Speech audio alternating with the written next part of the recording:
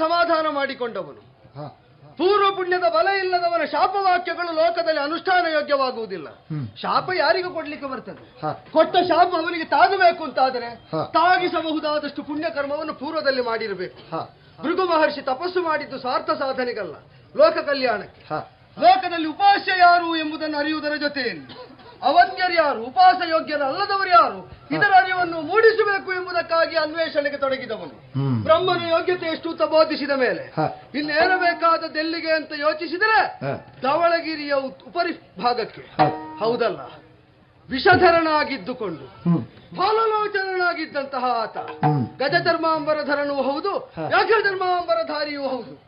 ತ್ರಿಗುಣಗಳನ್ನು ಸಂಕೇತಿಸುವಂತಹ ತ್ರಿಶೂಲವನ್ನು ತನ್ನ ಅಧೀನದಲ್ಲಿರಿಸಿಕೊಂಡು ಮದ ನಿಗ್ರಹವನ್ನು ಮಾಡ್ತಾ ಕ್ರೌರ್ಯ ವಿಗ್ರಹವನ್ನು ಮಾಡುವುದಕ್ಕಾಗಿ ಗಜಧರ್ಮವನ್ನು ವ್ಯಾಘ್ರಧರ್ಮವನ್ನು ಹೊಂದಿರಬಹುದಾದಂತಹ ಆತ ಜ್ಞಾನನೇತ್ರವನ್ನು ಹೊಂದಿದವನು ಹೌದು. ಸೂರ್ಯಚಂದ್ರನು ತನ್ನ ಉಭಯ ಅಕ್ಷಿಗಳೋಪಾದಿಯಲ್ಲಿ ಹೊಂದಿರುವವನು ಹೌದು. ಪ್ರಕೃತಿ ಪುರುಷರ ಜೊತೆಯಾಗಿರುವುದರ ಸಂಕೇತವಾಗಿ ಉಮಾಸಹಿತನಾಗಿರಬಹುದಾದ ಮಹೇಶ್ವರನನ್ನು ಜ್ಞಾನಂ ಮಾಹೇಶ್ವರಾದಿಚ್ಛೇತು ಅಂತ ಆಡಿದೆ. ಈಗ ಹೊಂದಬೇಕಾದದೊಂದು ಸುಜ್ಞಾನವನ್ನು ಕೊಡುವುದಲ್ಲಿ ಅವನು ಪರ್ಯಾಪ್ತನಿದ್ದಾನೆ ಅಂತಾದರೆ ಹೋಗಿ ಕಾಣುವಲ್ಲಿ ಕಿರಿದು ಭಾವ ನನಗಿಲ್ಲ. ಕಾಣ್ತಾ ಇರುವ ಕೈಲಾಸಗಿರಿಯ ಅಗ್ರಭಾಗವನ್ನು ಏರಿ ಹೋಗುತ್ತದೆ.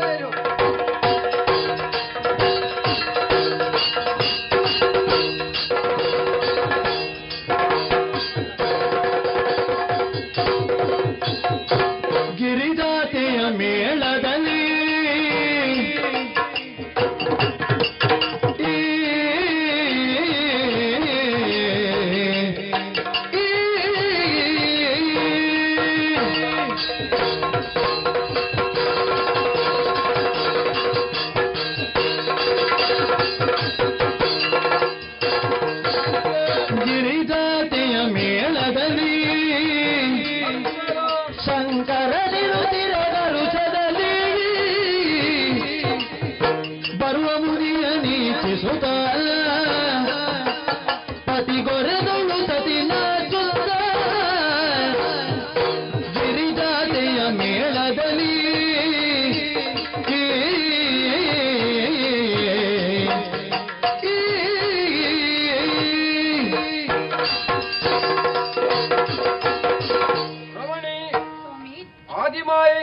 ಆವಿರ್ಭವಗೊಂಡಂತಹ ಮೂರು ಮೂರ್ತಿಗಳಾದಂತಹ ನಾವು ಮೂರು ಕಾರ್ಯದಲ್ಲಿ ಮಗ್ನರಾಗಿದ್ದೇವೆ ಮಾತ್ರ ಅಲ್ಲ, ನಮ್ಮ ಜೀವನ ಎನ್ನುವುದು ವ್ಯಕ್ತಿಯೊಬ್ಬನಿಗೆ ಬದುಕಿಗೆ ಆದರ್ಶ ಎನ್ನುವುದನ್ನು ಸ್ಪಷ್ಟವಾಗಿ ತೆರೆದ ಪುಟದಂತೆ ತೋರಿಸ್ತಾ ಇದ್ದೇವೆ.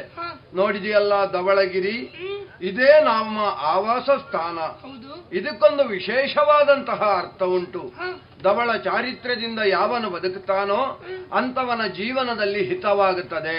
ಕಾಣುವುದಕ್ಕೆ ಧವಳಗಿರಿಯೇ ಆಗಿದ್ರೂ ಕೂಡ ಸ್ಪರ್ಶಿಸಿದ ಆ ಕ್ಷಣದಲ್ಲಿ ಇದು ಮಂಜಿನ ಪರ್ವತ ಅಲ್ವೋ, ಇದನ್ನೊಂದು ಆದರ್ಶವನ್ನಾಗಿ ಕೊಟ್ಟಿದ್ದೇವೆ. ಪರಶಿವನಲ್ಲಿರುವಂತಹ ಪ್ರತಿಯೊಂದು ಅಂಶವೂ ಹಾಗೆ ಪ್ರಾಪಂಚಿಕರಿಗೆ ಸರಿಯಾಗಿ ಅನುಕರಿಸಿಕೊಂಡು ಹೋಗುವವರಿಗೆ ನನ್ನ ಜೀವನವೇ ಸರಿಯಾದಂತಹ ಒಂದು ಉದಾಹರಣೆ. ಮೂರು ಮೊನೆಯ ಆಯುಧವನ್ನು ಧರಿಸಿದ್ದೇನೆ ಎನ್ನುವುದರ ಅರ್ಥ ಏನು? ಏನು? ಮೂರು ಕಾರ್ಯಗಳನ್ನು ಏಕಕಾಲದಲ್ಲಿ ಮಾಡುವಂತಹ ಸಾಮರ್ಥ್ಯ ನನಗುಂಟು ಎನ್ನುವುದೇ ಅರ್ಥ. ಹೌದು. ಮಾತ್ರ ಅಲ್ಲ, ಶಿರದಲ್ಲಿ ನೋಡಂತೆ ಬಾಗಿದ ಚಂದ್ರ, ಭಕ್ತನೊಬ್ಬ ಭಕ್ತಿಯಿಂದ ಬಾಗಿದ ಅಂತಾದ್ರೆ ಭಗವಂತ ಶಿರಕ್ಕೆ ಏರಿಸ್ತಾನೆ ಎನ್ನುವುದೇ ಇದರ ತಾತ್ಪರ್ಯ. ಹೌದು. ಮಾತ್ರ ಅಲ್ಲ, ಮತ್ತೆ? ನಾ ಧರಿಸಿದಂತಹ ಧರ್ಮದೇನು, ಧರ್ಮವನ್ನು ಪರಶಿವನೇ ಧರಿಸಿದ್ದಾನೆ ಎನ್ನುವುದರ ದ್ಯೋತಕ. ಎಂದಿನಂತೆ ಇಂದು ಕೂಡ ನಮ್ಮದಾದಂತಹ ಕೈಲಾಸದ ಓಲಗವನ್ನು ಕೊಟ್ಟದ್ದಾಯಿತು. ನಮ್ಮವರಾದಂತಹ ಪ್ರಮತಾದಿ ಗಣಗಳು, ನಂದಿ, ಭೃಂಗಿ, ಭೃಕುಟಿ, ವೀರಭದ್ರ ಮೊದಲಾದಂತಹ ಮಕ್ಕಳೆಲ್ಲ ಸಂತೋಷದಿಂದ ಉಛೆ ಉಗೆ ಎನ್ನುವ ಹಾಗೆ ಹೇಳುವಾಗ ಮನಸ್ಸಿಗೆ ಸಮಾಧಾನವಾಗುತ್ತಾ ಇದೆ. ಅದೇ ರೀತಿಯಾಗಿ ಕೈಲಾಸದಲ್ಲಿ ಎಲ್ಲರ ನಿರೀಕ್ಷೆ ಏನು? ಪರಶಿವನ ತಾಂಡವವನ್ನು ನೋಡಬೇಕು ಎನ್ನುವ ಹಾಗೆ. ಆದ್ರಿಂದ ನನ್ನ ತಾಂಡವವನ್ನು ಆಡಿ ಆಯಿತು. ಅದಕ್ಕೆ ಪೂರಕವಾಗಿ ನಿನ್ನದಾದಂತಹ ಲಾಸ್ಯ ಸರಿಯಾಯಿತಲ್ಲ. ಎಲ್ಲವನ್ನೂ ಮುಗಿಸಿ ಭಕ್ತರನ್ನು ಉದ್ದೇಶಿಸಿ ಒಂದೆರಡು ಮಾತನ್ನೂ ಆಡಿದ್ದಾಯಿತು. ಆದ್ರೆ ಯಾಕೋ ಏನೋ ಮನಸ್ಸು ನಿನ್ನನ್ನು ನೋಡುವಾಗ ಏಕಾಂತವನ್ನು ಬಯಸ್ತಾ ಇದೆ. ಯಾಕೆ ದೂರ ನಿಂತಿದ್ದಿ? ಹತ್ತಿರ ಬಾರೆ. ಬಲ್ದಿಗನ ಭೃಗು ಮುನಿಪ ನಾವಿಲ್ದು ಸರಸ ಸಲ್ಲಾಪ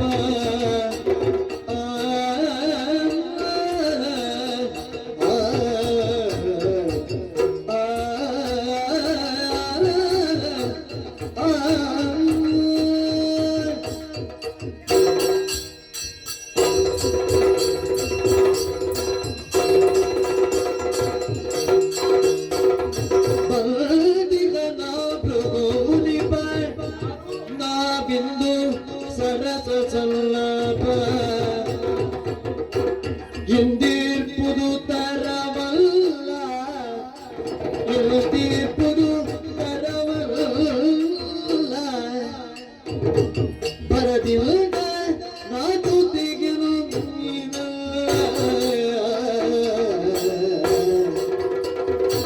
ಬಂದಿದ್ದನ ಮುಡಿಪ ನಾವಿಂದು ಸರಸ ಚಲಾಪ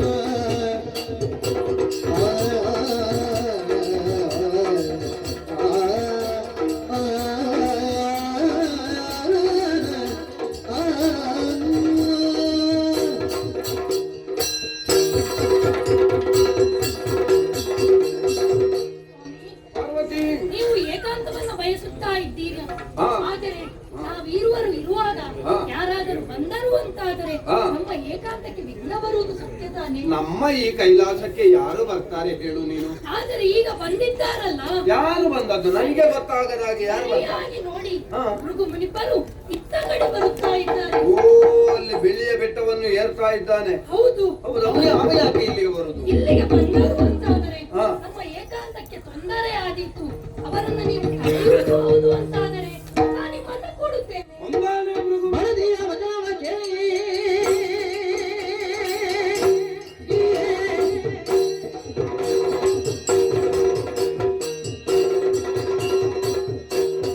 ಮನದಿಯ ವಚನವ ಕೇಳಿ ಹೊರ ನಡನತಿ ರೋಷವತಾಳಿ ಹೋದರೆ ಮುನಿ ನಮ್ಮೆಡೆಗೆ ಮೇರೆ ನುಡಿದವರ್ಯಾರಿರುವುದವಾಗಿ ಮನೆಯಲ್ಲಿ ಗಂಡ ಹೆಂಡಿರು ಏಕಾಂತದಲ್ಲಿರುವಾಗ ಗಂಡ ಹೆಂಡಿರು ಆಲೋಚನೆ ಮಾಡುವುದಲ್ಲ, ಮನೆಗೆ ಬರುವ ಆಲೋಚನೆ ಮಾಡಬೇಕು. ನಾನೀಗ ಹೋಗಬಹುದಾ ಬೇಡವಾ ಎನ್ನುವ ಹಾಗೆ ಸರ್ವಸಂಗ ಪರಿತ್ಯಾಗಿಯಾದಂತಹ ಪರಿವ್ರಾಜಕನೆನಿಸಿಕೊಂಡ ಭಾರ್ಗವ ವಂಶಸ್ಥನಾದಂತಹ ಭೃಗು ಈ ಹೊತ್ತಿಗೆ ಏನು ನೇರವಾಗಿ ನಮ್ಮದಾದಂತಹ ಈ ಕೈಲಾಸ ಶಿಖರಕ್ಕೆ ಏರ್ತಾ ಇದ್ದಾನೆಯೇ. ನಮ್ಮ ಏಕಾಂತಕ್ಕೆ ಭಂಗವನ್ನು ತಂದೊಡ್ಡಿದ್ದಾನೆ. ಅಂತವನನ್ನು ದಂಡಿಸ್ತೇನೆ. ಆಲೋಚನೆ ಮಾಡಬೇಡ. ಅವ ಹತ್ತಿರಕ್ಕೆ ಬರಲಿ. ಮೂರನೇ ಕಣ್ಣನ್ನು ಬಿಟ್ಟಿದ್ದೇನೆ. ಈ ಶೂಲದಿಂದ ಅವ ಇನ್ನು ಯಾವ ಸುರರ ತಂಟೆಗೂ ಹೋಗಬಾರ್ದು. ಅಷ್ಟು ಮಾಡ್ತೇನೆ.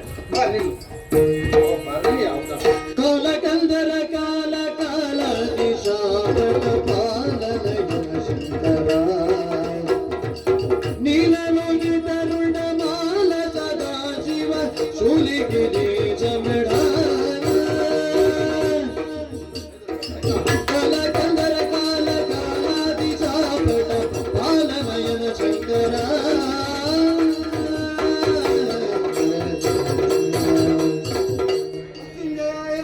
ನೀಲಕಂಠ ಶಂಭವೆ ಅಮೃತೇಶಾಯ ಶರ್ವಾಯ ಮಹಾದೇವಾಯ ತೇ ನಮಃ.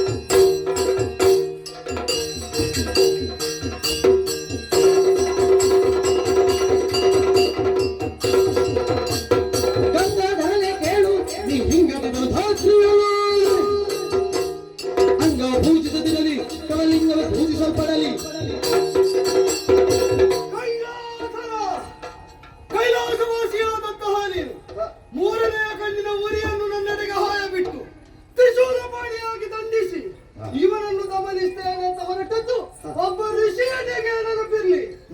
ಕೈಲಾಸವನ್ನೇರಿದ ನನ್ನ ನಿಲ್ಲಿಸಿರಬಹುದು ನೀನು, ಆದರೆ ಕೈಲಾಸದಲ್ಲಿ ಭೃಗುವಿಗಾದ ಅನುಭವ ಲೋಕಕ್ಕೆ ಪಾಠವನ್ನು ಹೇಳ್ತದೆ ನಿನಗದು ನೆನಪಿರಬೇಕು.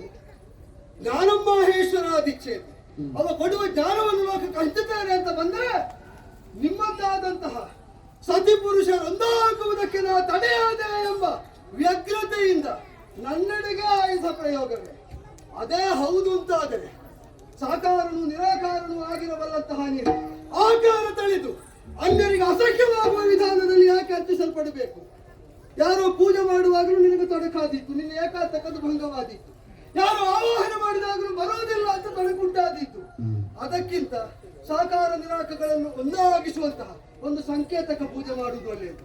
ಯಾಕೆ ಅಂತಂದರೆ ತನ್ನ ಅರ್ಧ ಶರೀರವನ್ನು ಸತಿಗೆ ಬಿಟ್ಟುಕೊಟ್ಟು ಪುರುಷಾರ್ಥ ಸ್ತ್ರೀಯರ್ಥ ಎಂಬಂತಹ ನೆಲೆಯಲ್ಲಿ ಅರ್ಧನಾರೀಶ್ವರನಾಗಿ ಕಂಗೊಳಿಸಿದವನ ಆ ಸ್ವರೂಪಕ್ಕೆ ಪೂಜೆ ಮಾಡುವುದಕ್ಕೆ ಪ್ರತಿಬಂಧಕ ಹುಟ್ಟು ಅಂತ ನಿರೂಪಿಸಿದ ಮೇಲೆ ಇನ್ನು ಮುಂದೆ ಶಿವನ ಯಾವ ಅಂಗೋಪಾಂಗಗಳಿಗೂ ಪೂಜೆ ಸಮ, ಅವನ ಲಿಂಗಕ್ಕೆ ಪೂಜೆಯಾಗಲಿ, ಲಿಂಗಕ್ಕೆ ಪೂಜೆ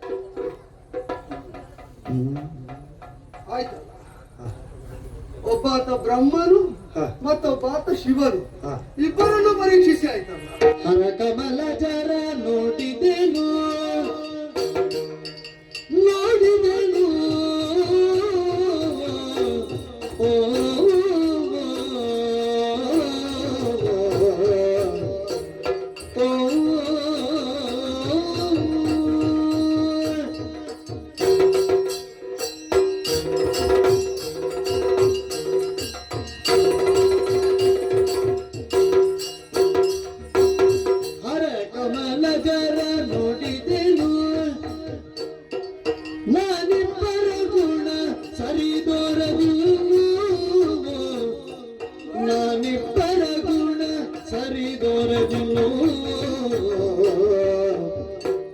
ಮುರ ವಿರೋಧಿಯ ಗುಣವರಿಯಬೇಕೆನು ತಲೆಯೇ, ಮುರ ವಿರೋಧಿಯ ಗುಣವರಿಯಬೇಕೆನು ತಲೆ ಹರಿದಂದನ ಚಣ ಮೆರವ ವೈಕುಂಠಕ್ಕೆ. ಹರಕಮಲ ಜರ ನೋಡಿದೆನು ನಾನಿಬ್ಬರ ಗುಣ ಸರಿದೊರಗುನು.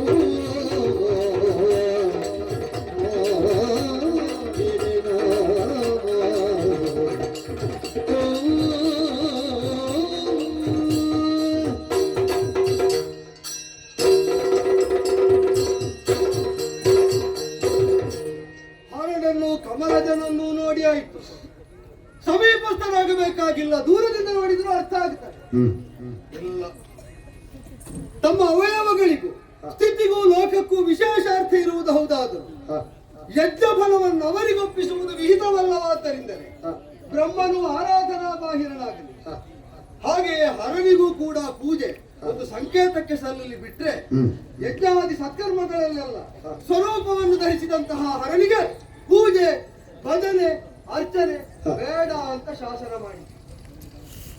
ಹಾಗೆ ಅಂತ ಉಳಿದದ್ದು ಇನ್ನೊಬ್ಬನೇ. ಇವರು ಮೂವರಲ್ಲೇ ಒಬ್ಬರು ಇರಬಹುದು ಅಂತ ಜ್ಞಾನಿಗಳಾದ ಎಲ್ಲರೂ ನಿರ್ಣಯಿಸಿದರು. ಮೂವರಲ್ಲಿ ಯಾರು ಅಂತ ಹುಡುಕುವುದಕ್ಕೆ ಹೊರಟರೆ ಇಬ್ಬರು ಅಲ್ಲ ಅಂತ ನಿರೂಪಿಸಿದಾಗ ಉಳಿದದ್ದು ಒಬ್ಬನೇ. ಇವರೇ ಹೀಗೆ ಅಂತ ಪರಮ ಸಾತ್ವಿಕನೆನಿಸಿದ, ಅಗುಂಠಿತವಾದ ಧಾಮವೆನಿಸಿದ, ವೈಕುಂಠದ ಅಧಿಪತಿ ಎನಿಸಿದಂತಹ ಲಕ್ಷ್ಮೀರಮಣನಾದಂತಹ ನಾರಾಯಣ ಲೋಕಪಾಲಕ ಅಲ್ವೇ? ಪಾಲಿಸಲ್ಪಡುವುದಕ್ಕೊಂದು ತತ್ವ ಬೇಕು, ಒಂದು ಸತ್ವ ಬೇಕು, ಒಂದು ಮೂರ್ತಿ ಬೇಕು. ಅವನಿಗೆ ಎಲ್ಲವೂ ಅರ್ಪಿತವಾಗಬೇಕು. ಇದನ್ನು ನಮಗಿಂತ ಚೆನ್ನಾಗಿ ಅರಿತಿರಬಹುದಾದ ಸಾಧ್ಯತೆ ಇರುವುದು ನಾರಾಯಣನಿಗೆ. ಅವನೇ ನಮಗೆ ಆತ್ಯಂತಿಕವಾದ ಗಮ್ಯ ಹೌದು ಅಂತಾದರೆ ಆಗಲಿ ವೈಕುಂಠ ದರ್ಶನವು ಈ ಯಾತ್ರೆಯಲ್ಲಿ ಆಗಿ ಹೋಗಲಿ. ನಾರಾಯಣ